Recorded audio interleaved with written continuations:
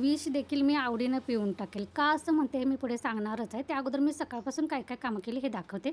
इथं पहिल्यांदा मला तनूसाठी 2-3 अंडी उकडून ठेवायची होती, कारण तो उकडलेली अंडी खातोय आणि नीलचा एकट्याचाच डबा असल्यामुळे त्याच्यासाठी 2 अंडी काढून ठेवली, म्हणजे ऑमलेट करायला बरं. एका बाजूला अंड्याचा कुकर लावला आणि एका बाजूला चहा ठेवला.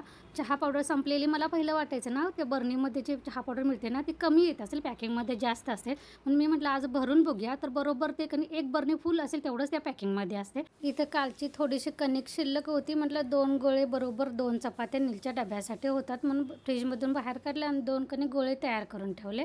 इथं मी पहिलं वाक्य का बोलले सांगते, कारण चहा म्हणतात की जास्त उकळेल तसं त्याचं विष तयार होते आणि हे विष देखील कुणीतरी आवडीनं पी म्हटलं तरी मी पिऊन टाकेल, कारण मला पातळ चहा अजिबात आवडत नाही. अगदी घट्ट दाटसरच चहा आवडतो.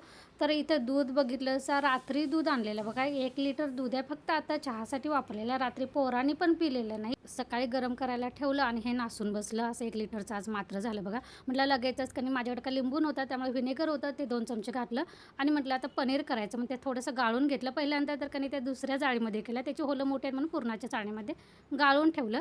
इथं लगेचच 2 चपात्या करून घेतल्या आणि म्हटलं आता नीलसाठी ऑमलेट तयार करायला घ्यायचं. तोपर्यंत तिकडे पनीरमधलं पाणी पण आपलं, म्हणजे चक्कामधलं पाणी पण आपलं निघून जाईल.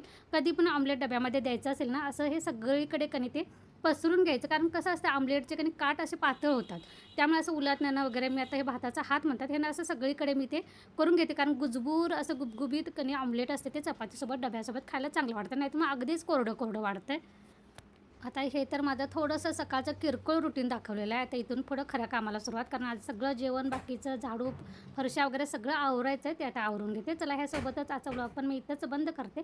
पुन्हा भेटू नवीन व्लॉगमध्ये. तोपर्यंत धन्यवाद. तुम्हाला जर व्लॉग आवडला असेल तर एक लाईक नक्की करा. चला तर पहिल्यांदा नीलचा डबा भरून घेते. बाय.